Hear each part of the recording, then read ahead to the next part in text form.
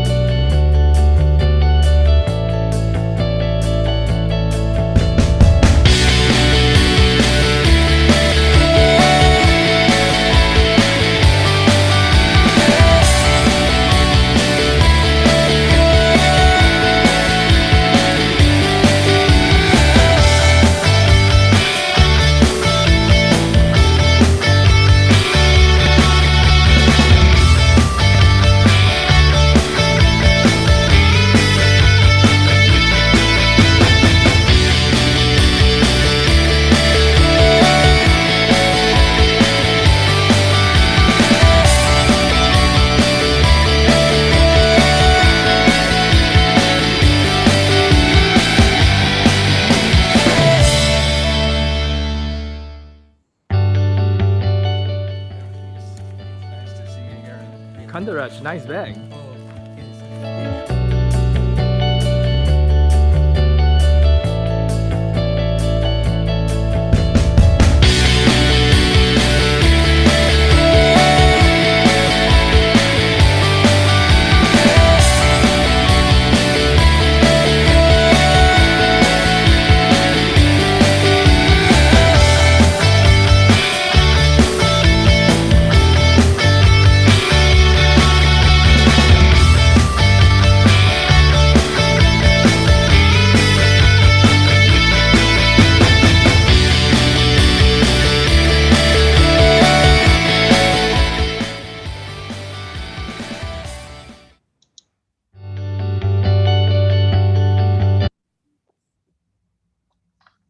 All right, so that was our video. As I said, we had to present it.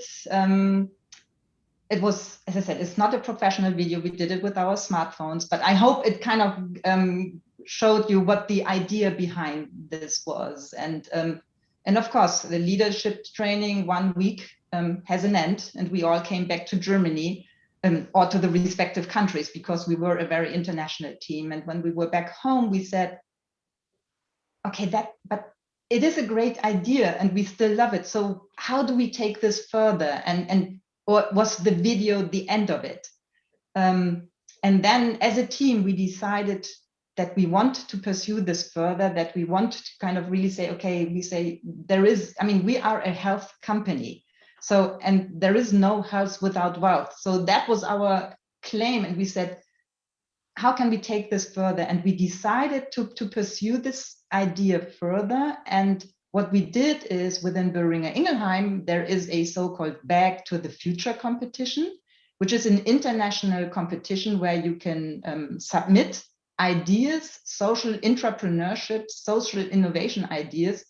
And we said, that's a great framework, to pursue our ideas further, because again, it is in addition to our regular job. My regular job is a different one. So I had people, colleagues from marketing, from HR, from market access.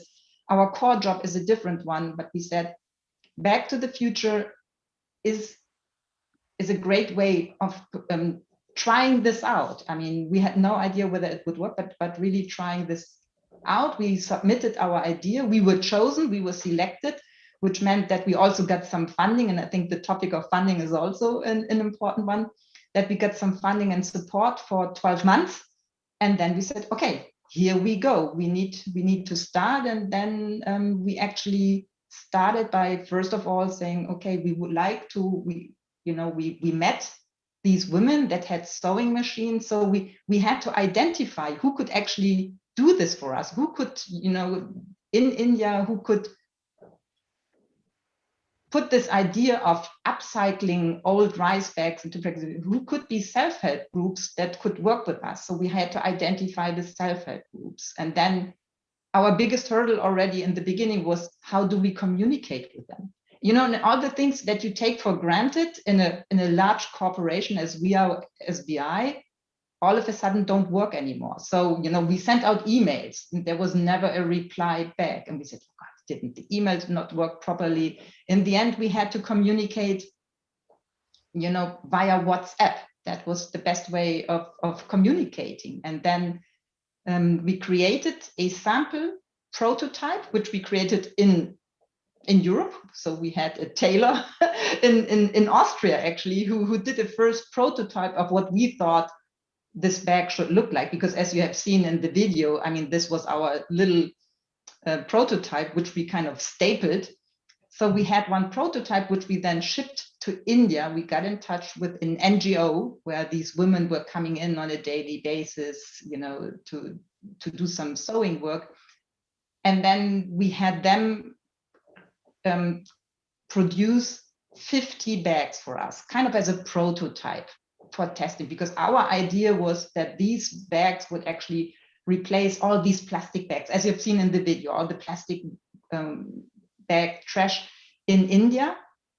And then we had the 50 bags in India, and then we couldn't find a way of shipping them back from India to Germany again. So actually, the next time I was in India, because I was giving a digital training for kindergarten teachers, we actually also took all the bags with us, and we did some user testing with the women who created those bags. And we what we had to find out is, although we were so convinced of our idea, what we found out was that actually, while we were working on this project, the reality actually had already surpassed us, because in that time, while we were back in Germany, there was a law in the south of India that tries to ban all plastic bags, these non-reusable plastic bags. And when we came to India the second time, we saw so many people already walking around with reusable plastic bags, and you saw all these little shopping booths with thousands of reusable bags. And we said, uh-oh. And then we also talked to the to the ladies that did the bags for us. And I mean, we, as being from Europe, we love the idea of this upcycling, and it's as you saw in the video, it's a fashion item. And we asked them, said, how do you like the bags? Because in the end, our idea was for them to produce and sell them. And they looked at us, and they were very polite, but their response was, it's a very weird idea, which we cannot understand because it's a rice bag, and we would actually never ever use it. And we were in the beginning, we were very frustrated, but then we had to realize that this upcycling idea, kind of really redoing old stuff and turn it into new things, is an idea that we appreciate and that we like. And also, in Germany or other European countries are also willing to pay quite some money for it. For them, it was in kind of I'm not saying an absurd idea, but a very strange idea. And they said, we did it, we did them for you, and we really made them. They were all beautiful, hand stitched. And he said, but we would never, ever use this. It's an old rice bag.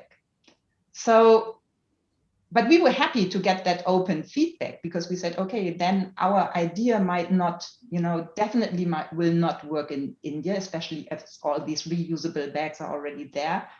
Then we had to rethink, because we said we still don't want to give up, because they are capable of doing these bags, but maybe it's not for them. Maybe it's for us. So maybe it's an upcycling idea, for us. And then we brought all our 50 bags back to Germany, and then we asked colleagues and friends to give us honest feedback on these bags.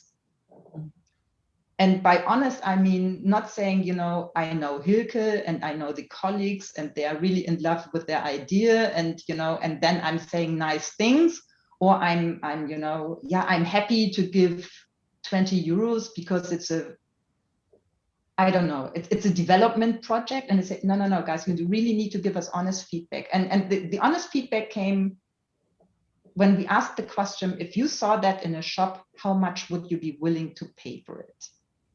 And that is where it showed us, would people be willing? And there were some people who said, yes, I would definitely be willing, because I know the idea behind it, and I'm willing to pay for that.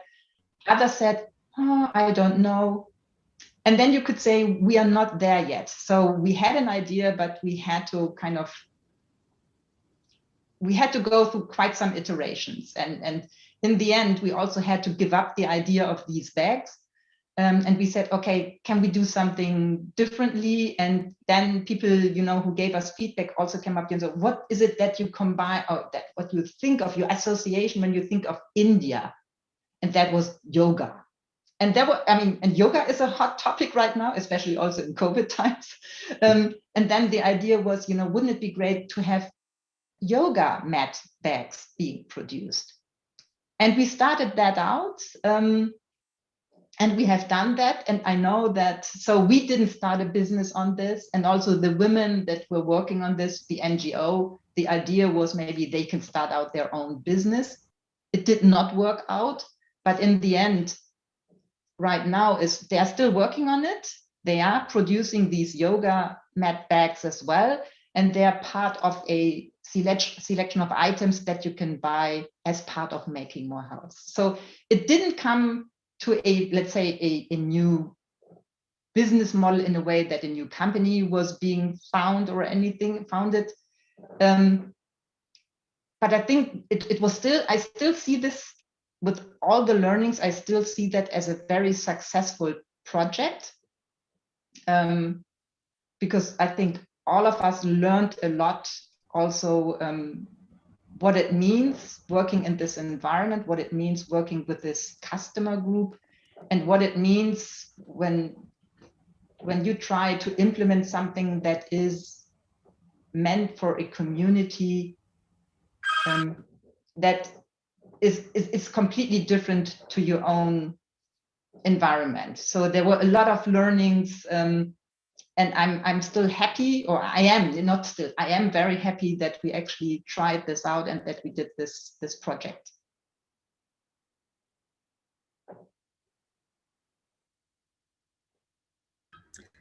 That's great, Hilke. There's so many lessons to really learn from this experience that you've shared with us. I mean, we could go through it and dissect it for this whole session, but I think just the issue of being proximate to the problem and actually being on the ground and hearing from people who you want to potentially use this solution, and also not being married to it to an extent where you cannot reiterate, and just being able to receive feedback, right, from colleagues, from other stakeholders as well. I think it's really important to approach it with humility as an entrepreneur, right? Where you have your grand idea, but it's, it may not be the silver bullet that you're thinking of initially. So thank you for sharing that. We do have quite a few questions coming in, but I just want to find out, as we dig deeper into this issue, what would you recommend now, given that this is the topic of our discussion today? What are some of the strategies and ideas that you would have for advancing innovation within an institution and being able to work within different contexts as well, which is something else that came through quite strongly? Yeah, I think again, it's really from the learnings that that we had. I think what is really, really important is you can have, I mean, no, let's even start one step further. I think you need to be very, very clear on what is the problem that you want to solve. I mean, very often we have great ideas, but we are not quite sure whether this idea actually solves the problem. And the reason I'm saying that is because, as I said in the beginning, my core job is digital innovation, and especially with digital innovation, where you can do a lot of things. And also from the webinar last week that we heard, where a digital solution was really helping. I have seen a lot of projects where people get carried away by the technology. You see something where you say, wow, that's such a cool technology and we should do this. But the technology is just the means to the end. So so I think you need to be very clear on what is actually the problem that I'm trying to solve, and then look into potential solutions. And very often we tend to do it the other way around. We say that's great and we should do something with artificial intelligence. And what is it actually that we could solve with this?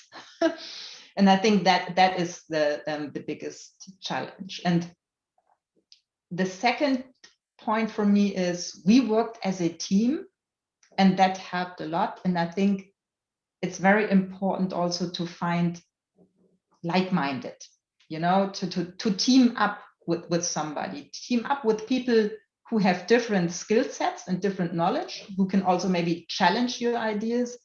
I think that helps a lot, and it's so easy to find people who are interested in this. Even when we did our upcycling project, we also, for example, I'm not an expert on how to import goods from India to Germany. I had no clue about that. But you will always find colleagues that are willing to help. So I think it's very important to team up and with like-minded people and work together as a team. Can I just ask another question based on teamwork? Because I think one trap that people tend to fall into is groupthink, where because you're all like-minded, you all kind of think the same, and maybe you tend to attract people who are like you in terms of personality and character and so on, which means that the strengths and weaknesses that you might have as an individual will then become multiplied. So how do you avoid, just grouping with people that you just get along with for the sake of, this will be easier, versus, as you've said, finding people who will challenge you and have different types of skill sets? Did you proactively look for that, or did that just happen by itself?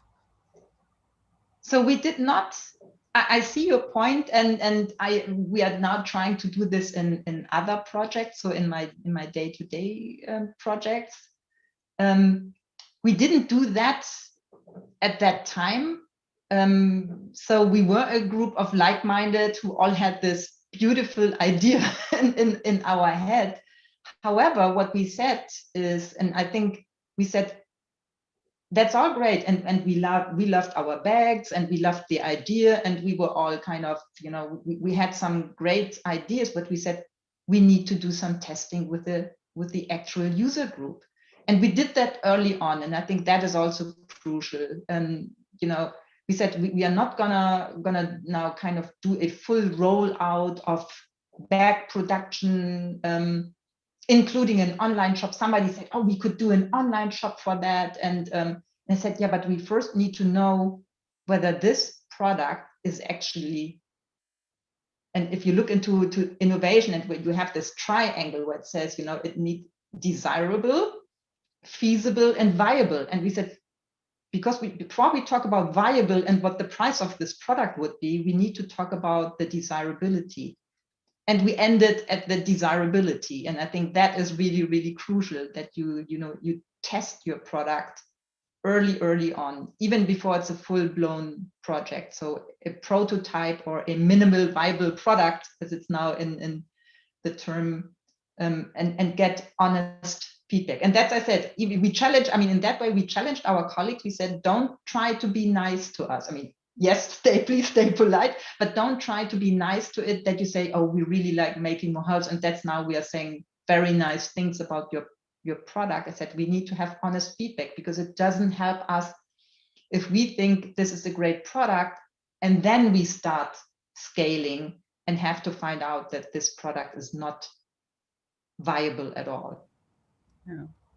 Yeah, I think that's an absolutely critical aspect you've raised about the minimum viable product. And it's something we will discuss in the next module. So all of you who are watching should definitely, be plugged into that to learn more about what Hilke is discussing today. You've had a lot of diverse experiences, obviously working with different people across the world. Can you share with us any stories about perhaps how you manage to promote social innovation thinking with a partner? Because I think sometimes it's easier when it's a self-contained kind of, we want to push a certain project. It's easier when you're working within your own space, but how do you bring on board other people and perhaps what someone has called unusual allies? Do you have any experiences of that? I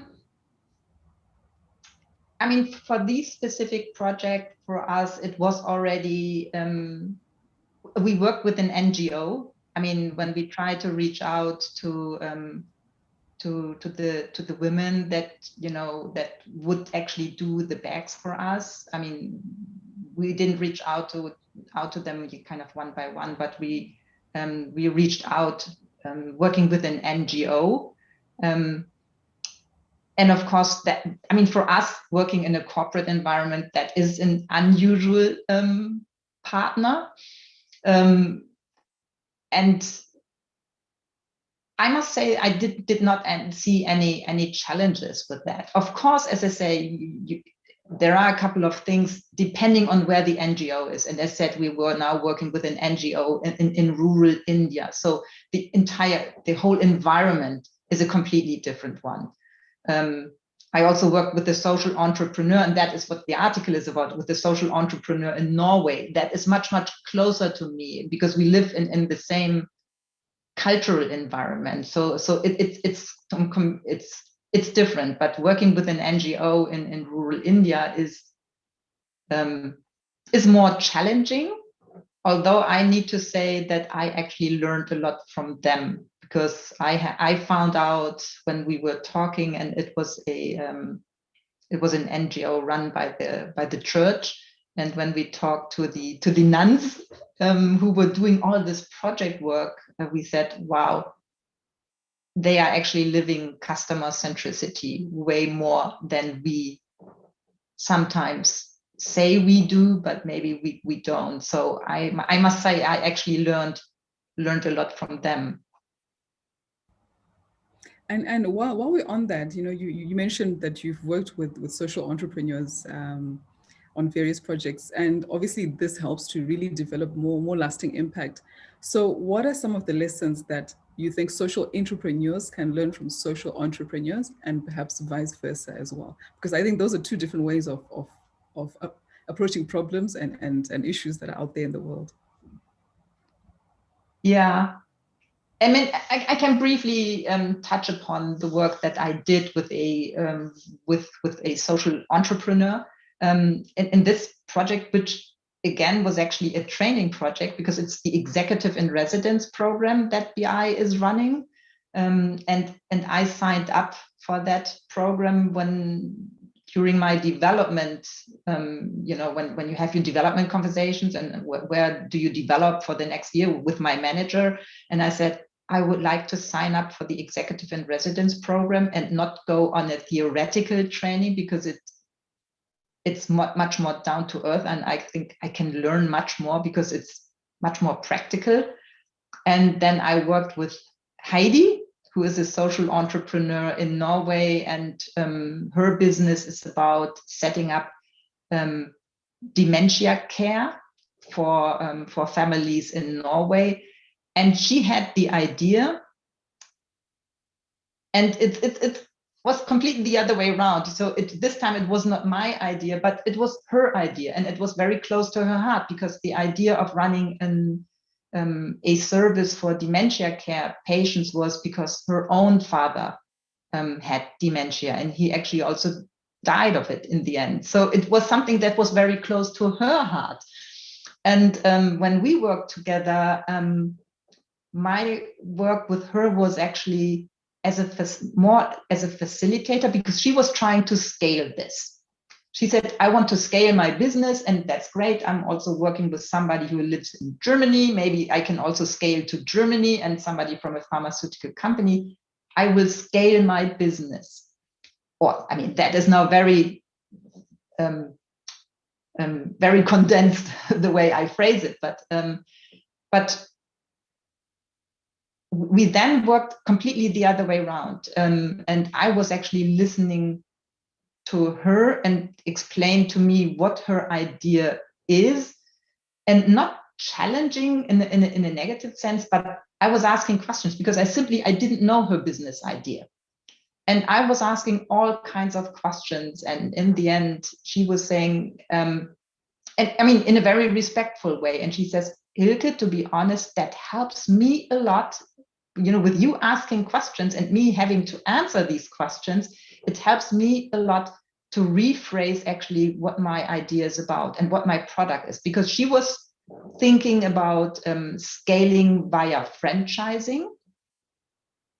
And when I came on board, I also had quite some ideas how a franchise could look like and how to scale. But then I said, okay, we have to go a huge step back, because what we need to define first, what is actually the product that you want to scale? And that is how we were working. And I was more a kind of a facilitator role. So I was asking questions.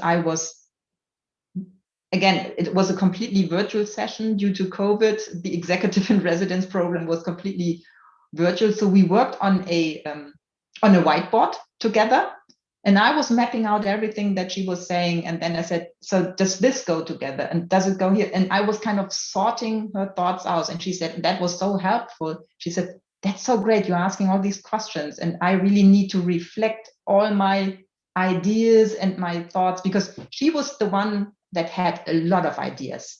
So it was not that she said, I need help with creativity. She is very creative. She has a lot of great ideas. And my role in this collaboration was more kind of to sort out her thinking and challenging and helping her to come to get a clearer picture and to come to decisions. And as I said, one huge topic was actually, what is it that you actually want to scale? So what is your product? And in the end, we really had a very good product definition that she can now take further. So it was a completely different role. It was not me, as you said, having the idea and falling in love with the idea, but saying, okay, somebody else has a great idea and has fallen in love with the idea and has taken it to a certain point and get stuck. And how can we move that further? So it was more a facilitator role. Right. So with someone like Heidi, who works as a social entrepreneur, what would you say are maybe the top one or two maybe skills that she has as an entrepreneur that should be brought into the world of entrepreneurship as well?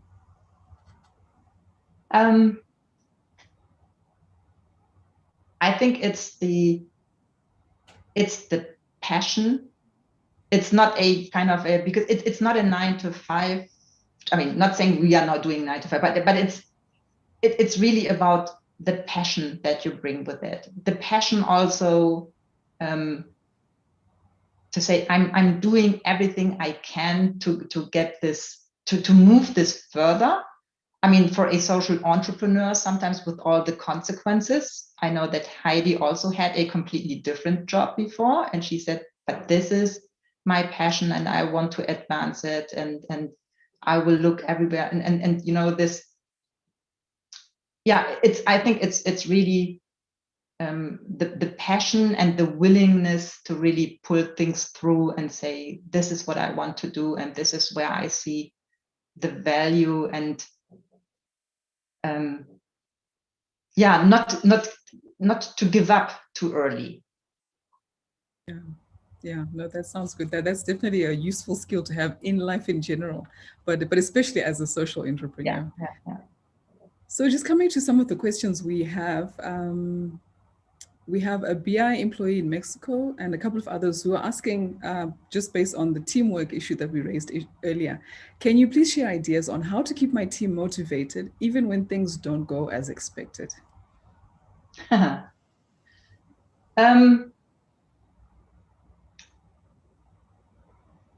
think,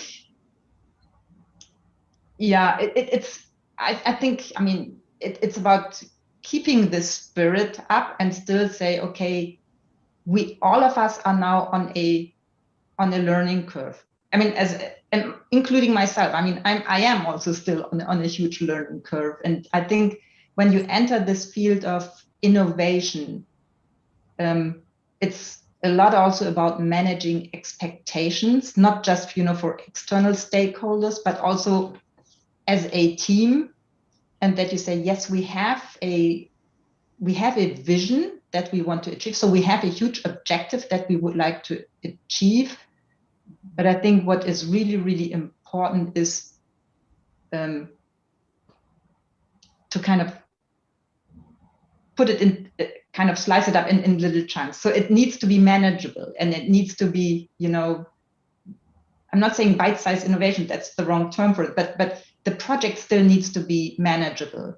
So I think if you pursue the project step by step and you say, we're doing this first and then we are doing this first, and that is something that we will tackle at a later stage, so that, that even if things go wrong or don't work out the way you think they should work out, it's not that the whole project is at risk or you get completely frustrated, but you say, this didn't work out, but it's manageable. We can find something else. So I think it's a lot about managing expectations and also risk management. So to say, okay, even if these things don't work out, it's not so frustrating or that it's putting the entire project at risk, but kind of go step by step. And I think that helps, because you see little successes.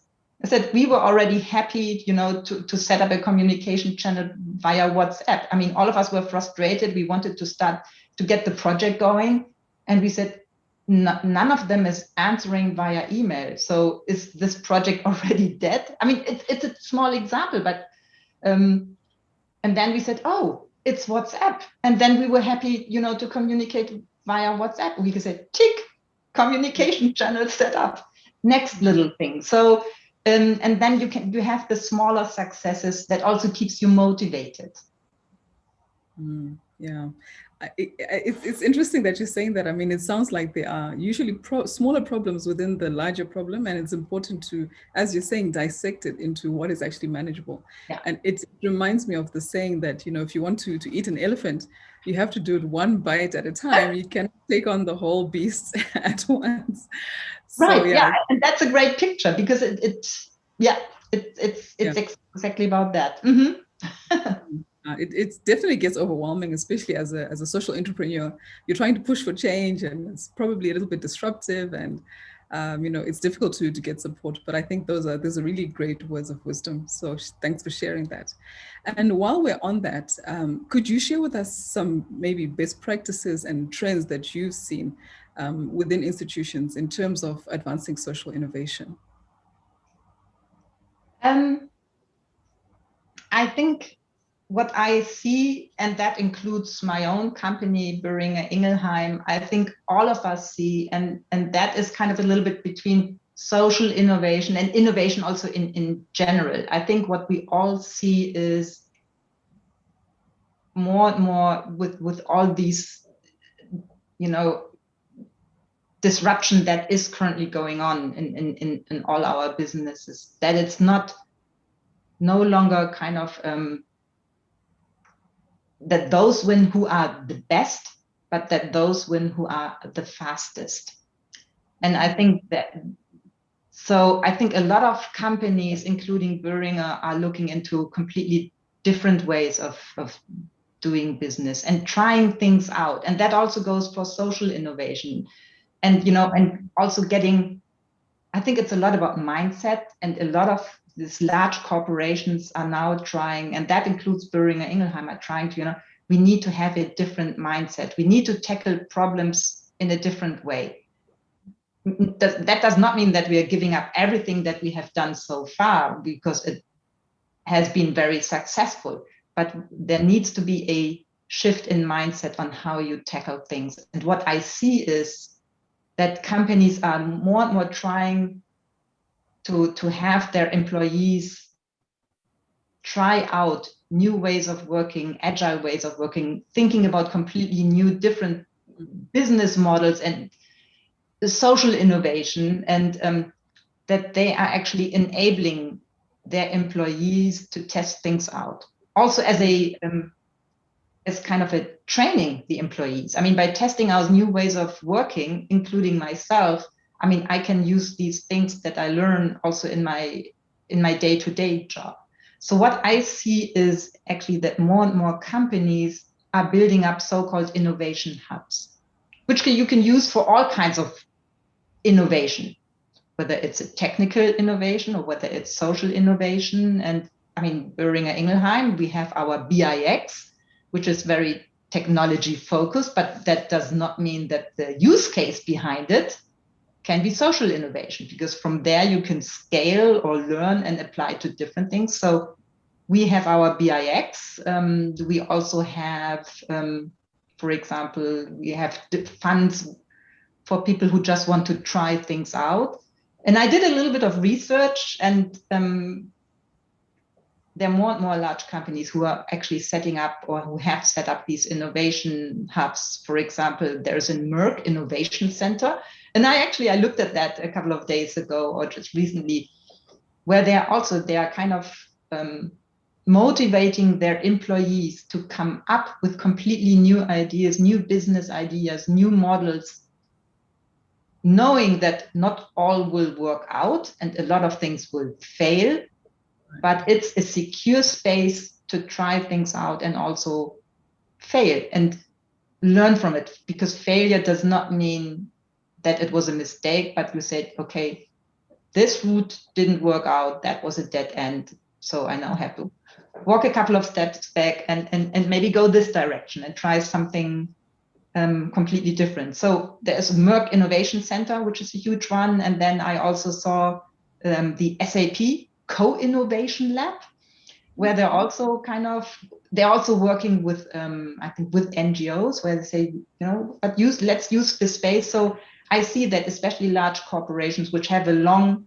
history, that they said we need to change, we need to have a different culture, and that they, provide this secure space to test things out. And I think that's a very great development. I absolutely agree. It's very encouraging to hear that some of these larger organizations are moving more and more in that direction. Of course, it cannot be easy. And for most, maybe more traditional companies, perhaps even smaller ones who may think, okay, we cannot afford to actually take on this type of risk and, learn from failures and so on. You mentioned the word culture. How can we encourage some of these companies, knowing the important role of the private sector in bringing about better healthcare and just systems change in general? How do we encourage them to, to take on that different culture? What are some of the things that can trigger this different mindset and this shift that you've been speaking about?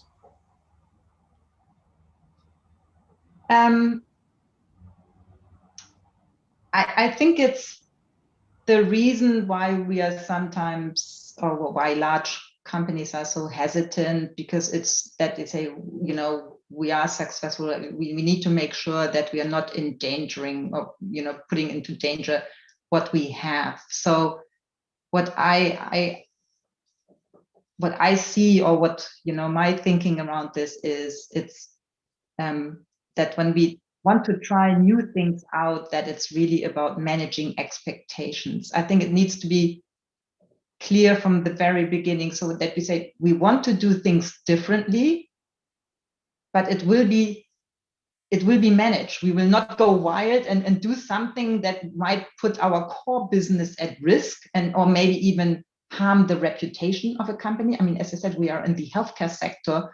There are quite a few things that could definitely harm our reputation as a provider of healthcare, in a very negative sense. But that you say, let us try things out, but we will do it in a very controlled way. And that is when, what we said at the beginning, which means that you're really starting small. You think big, but you're really starting small, because that also gives yourself, but also the company, the assurance is that if it fails at an early point, and the risk is still manageable. And I think that for me is the best way forward. So we also, you talked about lean management, which is this iterative process, because it always gives you the chance to go back and say, no, this does not meet the customer requirements. No, this is,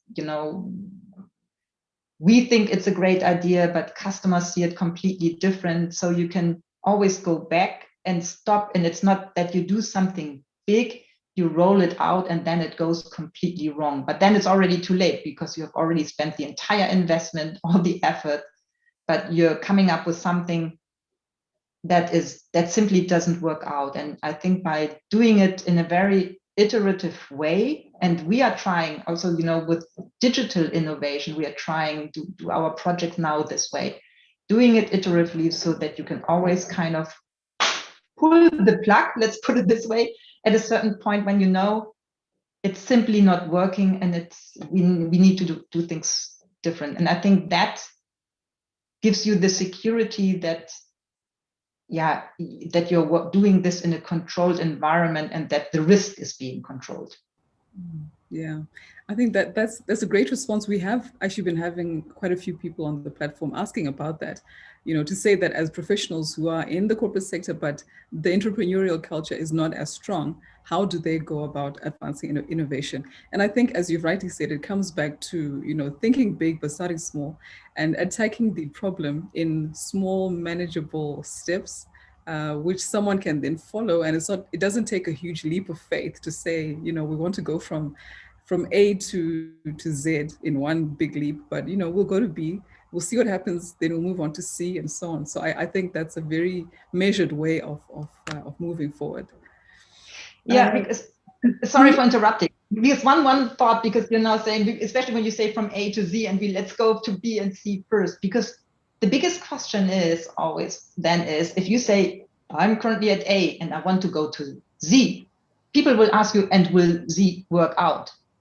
And you say, I'm not very sure about that, because I still have, between B and Y. But if you say, I have the vision of Z, but we will test with B, C, and D, to stay in the picture, to see whether it's actually working.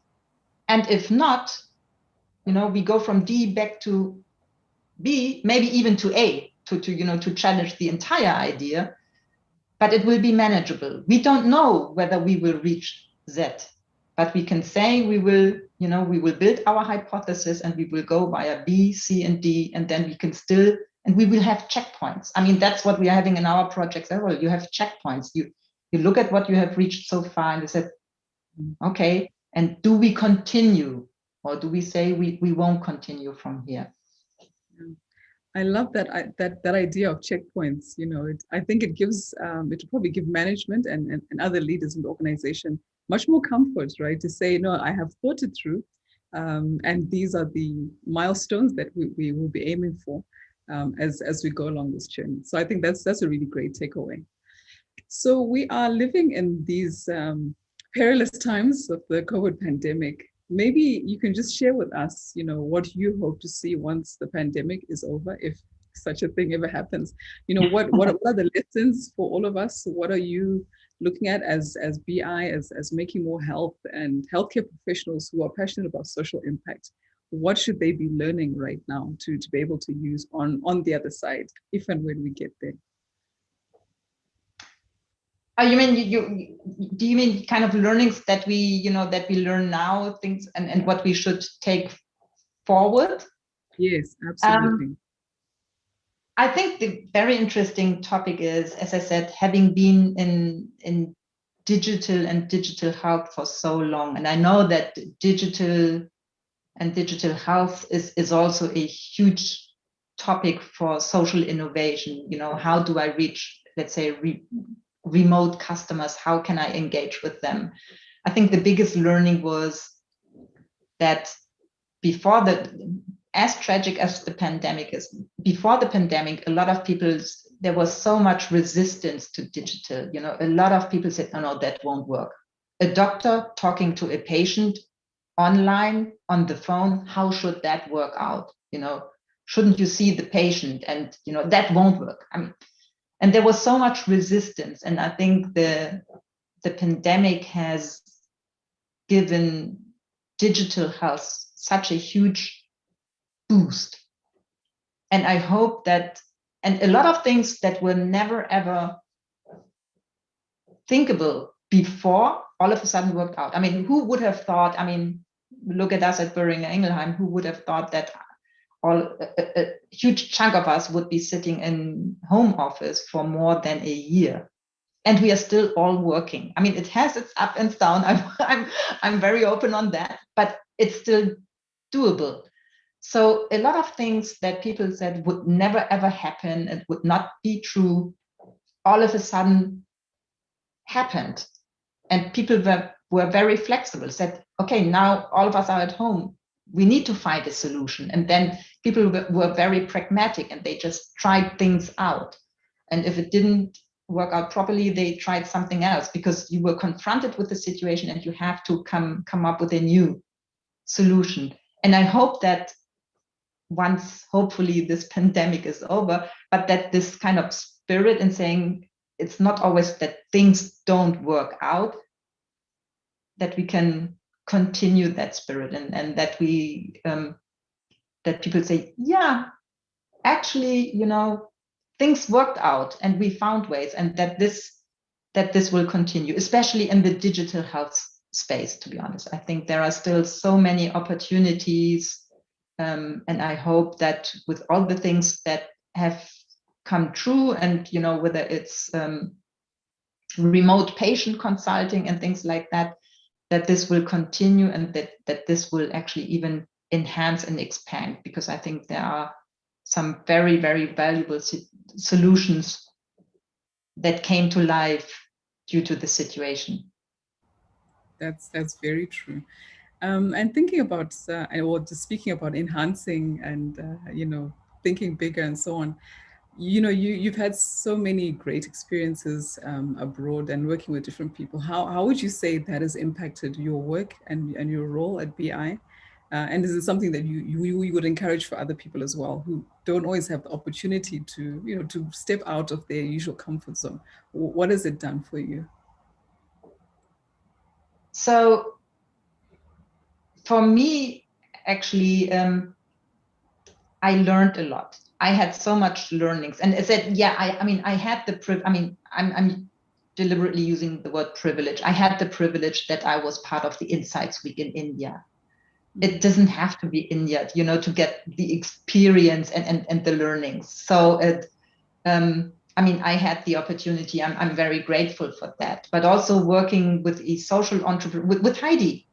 Heidi and I have been working, so the social entrepreneur in Norway, Heidi and myself have been working over a couple of months every week in our Zoom calls, where we work very, very closely. And that was so, for me, like a very enriching experience. I took a lot of learnings from that, and a lot of learnings which I can apply in my daily work, where I'm also forced, to come up with innovation. That is my job currently.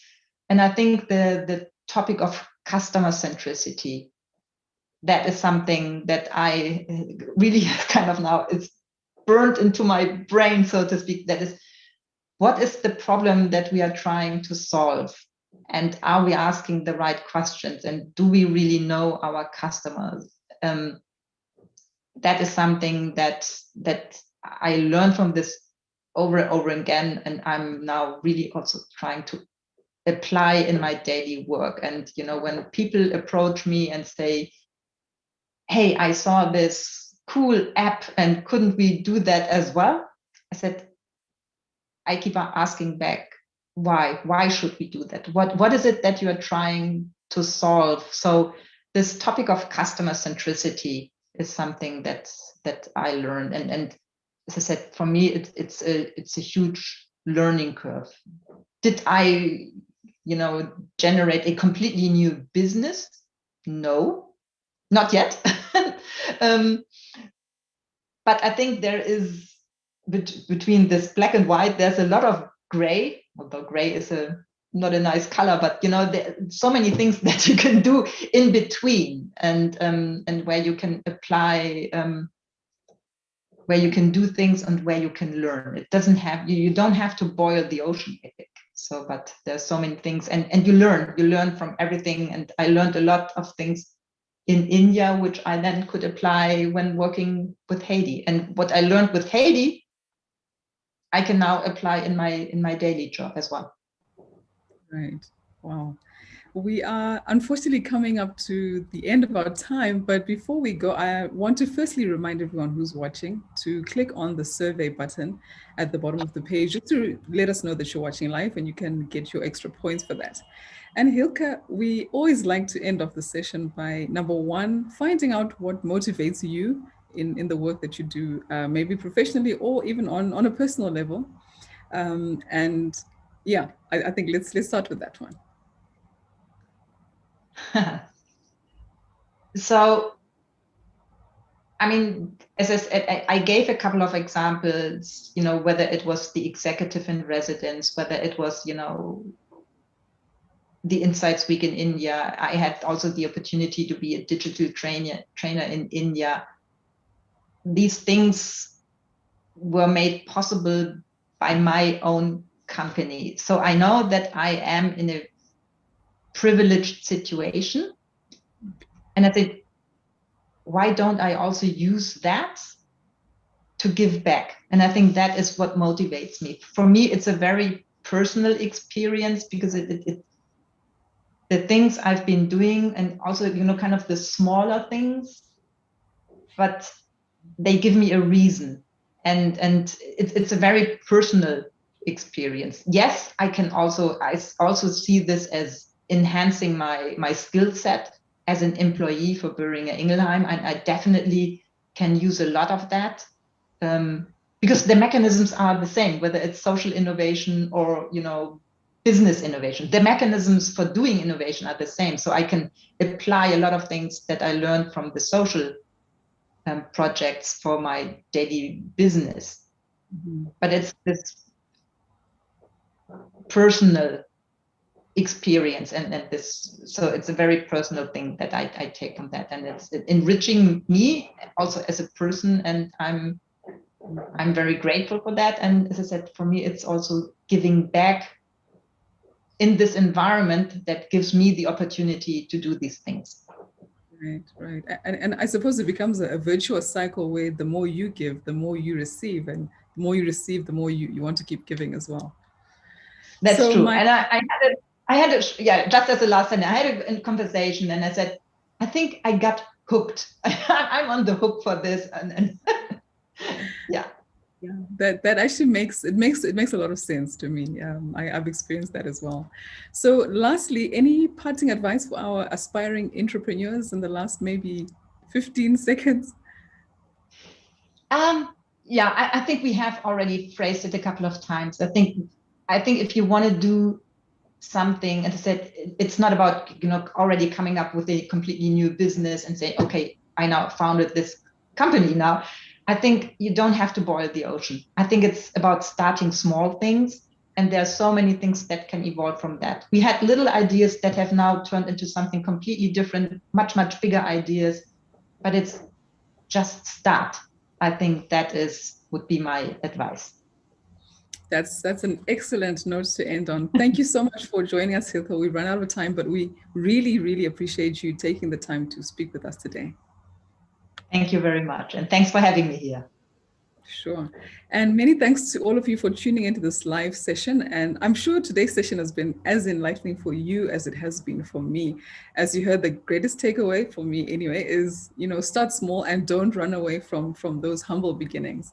So I hope you've been able to gain more insight into how you as a social entrepreneur can find creative and practical ways to advance social innovation in your organization, and to hopefully overcome the obstacles that you will probably face. It's not going to be easy, but start where you are, as you've heard today, and it can certainly be done. Be sure to join us tomorrow at 12 noon Eastern Time for our very first office hours session, and come ready to share, to engage, and to interact with other learners. Enjoy the rest of your week and